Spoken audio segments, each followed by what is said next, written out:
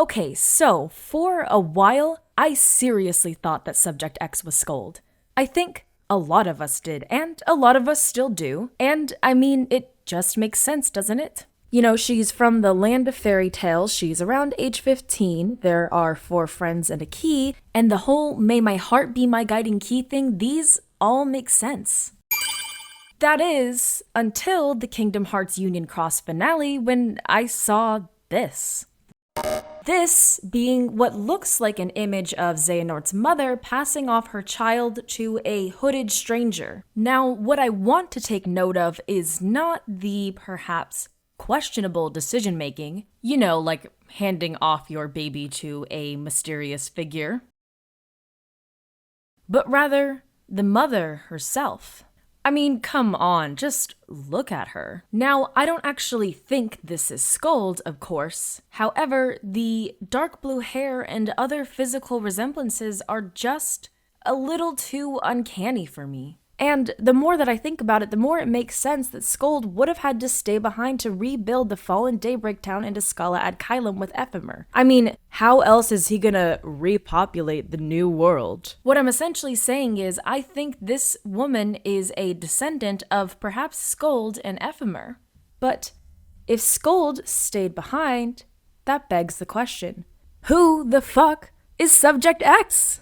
And am I wrong? Is it just actually Skuld? Personally, the way that I see it, Subject X theories have always focused on 3 core candidates or so. In this video, I'm going to talk about who I actually think Subject X is and line it up with the evidence. I want to point out, by the way, that if you still believe that Subject X is Skuld, that's totally fine. This is just my personal interpretation and takeaway from the finale and a few speculations that I have for the future. I also think it's worth saying that I am aware of the fact that there is a Kingdom Hearts character files translation afloat out there that says Subject X may have dark hair. I know it's Axel's character file, but I've also read that most of the sources say that it's a fan translation. And, like, seriously, for the life of me, I cannot find any official sources of that translation. I have the official character files English translation on pre-order right now, but honestly, I don't know that I'm ready to believe that translation until I see the real thing. I think it's also worth noting that in Secret Report number 6, Isa does specify that it was too dim to make out her features. So, I don't know, that's just kind of where I'm at. So, with that out of the way, let's just dive right in. Here is what we know about Subject X so far. According to the Secret Report number 1 in Kingdom Hearts 3, which was written by Subject X herself, this character has no memory outside of 4 friends and a key. They also sign off this report with the phrase, "May your heart be your guiding key." And we know this to be the Kingdom Hearts Age of Fairy Tales anthem phrase, right? It's that, "May the force be with you," Kingdom Hearts equivalent that all the ancient Keyblade wielders used to say. This hints to us, the audience, that this character is likely to be from that time period.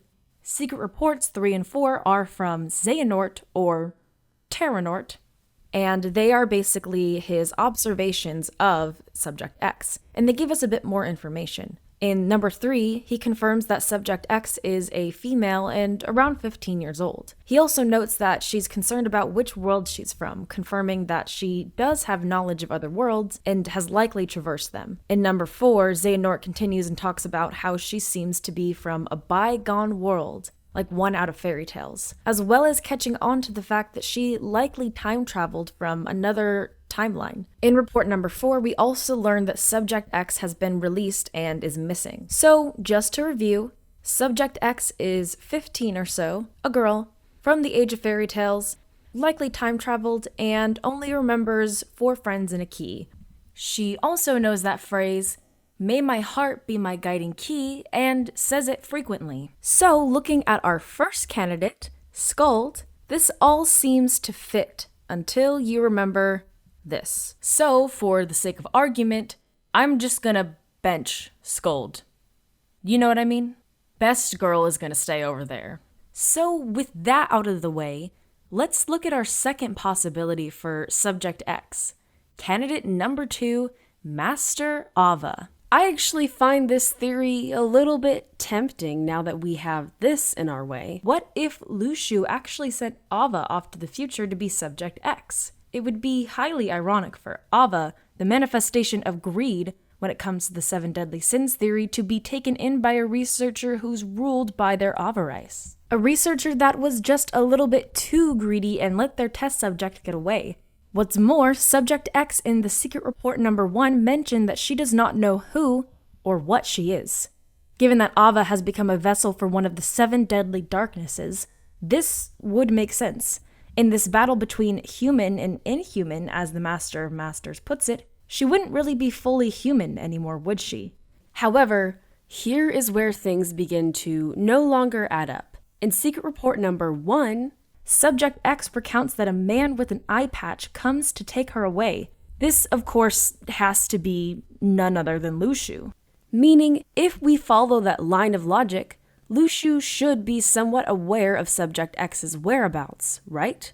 And if Master Ava was Subject X, then wouldn't Lushu have some clue as to where she is now? In the Kingdom Hearts 3 epilogue, Lost Masters with the Foretellers, you may remember that Lushu seems a bit surprised that Ava didn't show up. And while this means that she fulfilled her role like he said, the way he says it signifies that he's kind of taken off guard by her not showing up. Then again, in the secret report number 1, Subject X does seem to imply that her breakout from the man with the eye patch was years earlier. It wasn't specified if she escaped from him, or if he relocated her, or even where she is as she writes this. Knowing that the breakout was years earlier gives the tiniest bit of wiggle room for the fact that Lushu does not know where Ava is. Even still, this discrepancy about where Ava might be makes me wary of this theory. Like, even if Lushu had a motive to send her off into the future, when would she have ever been sent into a pod? Maybe you might believe that she was the white-hooded figure in Quest 977 of Kingdom Hearts Union Cross. But I know that I have reason to believe that this character may have been someone else, which I'll get to in just a moment. That being said, it's still worth checking what we know about Ava up against what we know about Subject X. Age 15. This one is a little bit tricky. We don't really know the age of the foretellers, but to me, it looks like she might be age 15 or so, even though she is an incredibly skilled master of the Keyblade. And even if she is, by like some Kingdom Hearts logic, 100 or whatever, she looks 15, and that's really all that matters here. Girl. Yes. May my heart be my guiding key. I mean, dude, come on. Why do I even ask this one? 4 friends and a key. Yeah, this one is also a bit tricky. The foretellers maybe, but I don't know if you would call this friendship at all. And I'm gonna be honest, I do not think they are actually friends. And if they are, then they're a really toxic friend group, like Gossip Girl Toxic or Riverdale. Key, I mean, that part is at least easy because Keyblade, but I don't know. It's all maybe a little bit of a stretch. At any rate, though, let's just move on to candidate number 3, Strelitzia. Or should I say maybe Data Strelitzia. Following her movements, we last see Strelitzia in a white hood with a hooded figure, according to what Elrena's Chirithy saw. This was in part 1 of the Kingdom Hearts Union Cross finale. However, if you remember during the cutscene in Quest 977 of Kingdom Hearts Union Cross, we see Lushu sending a figure in a white hood into a pod. Now, it's important to note that Quest 977 was just before part 1 of the Union Cross finale. Elrena's Chirithy reported that they saw Strelitzia with the hooded figure sometime earlier, which means this would fit into this timeline. And, well, maybe you're saying, okay, but that's bonkers. Strelitzia is dead, remember? Sure, but don't forget, there is that possibility of reanimation via data. And besides, wouldn't sending a data person into the future make for a fascinating test subject? And now I'm gonna be honest, this is where the theory begins to get a little bit weird, so just follow me here for a moment. What if studying Strelitzia's strange situation is what led Evan, or Vexen, to the discovery of replicas in the first place? And this is assuming that Strelitzia is a data being in a replica of sorts. While we don't have any notes or reports that follow Evan's brainstorming or discovery of replicas, we do know that the study of Subject X had something to do with the research team's understanding of memory and the heart. After all, following Subject X's disappearance, Xehanort ended up using himself as a test subject to conduct these experiments in an effort to reclaim his own lost memories. Sometime after, Evan has the brilliant idea to put memories into a replica, Number I or Xion. Isn't it weird how similar Data Strelitzia would be to Xion? Besides, Data and memory are closely related in the Kingdom Hearts universe. Data is almost like a record of memory, and how Naminé is able to use most of her magic. And this is all assuming that Subject X as Strelitzia is a Data person in the first place. What if she's just a reanimated person? And Strelitzia being a reanimated person and not a Data person would also flow well into Evan's research since his replica program is about reanimation in the first place. What I'm essentially saying is, what if Evan conceived the idea of replicas by studying a replica person without even realizing it? It may seem far-fetched, but so is everything else in the Kingdom Hearts franchise so far, so I'm giving myself some creative liberties here. Besides, wouldn't it be so totally in the Master of Masters' interest to be the inventor of one of the game's main plot devices? One aspect of this theory that does leave me puzzled, though, is the true dandelion part. Before Lushu sends the white hooded figure into the pod, he claims that this is the true dandelion sent into the future to sow seeds of light. As of this moment, I have little evidence to convince you that Strelitzia is the true dandelion, aside from just the sheer poetry of the fact the fallen dandelion would be the true dandelion. To piggyback on that train of thought, how would putting Strelitzia into the hands of Xehanort equate to planting a seed of light into the future? Isn't that the opposite of what we want? And I could always argue that Lushu didn't have control of where Strelitzia landed and didn't know that would happen. As I mentioned before, in Secret Report number 1, Subject X expresses that a man with an eye patch came to retrieve them, which we can determine to be Lushu.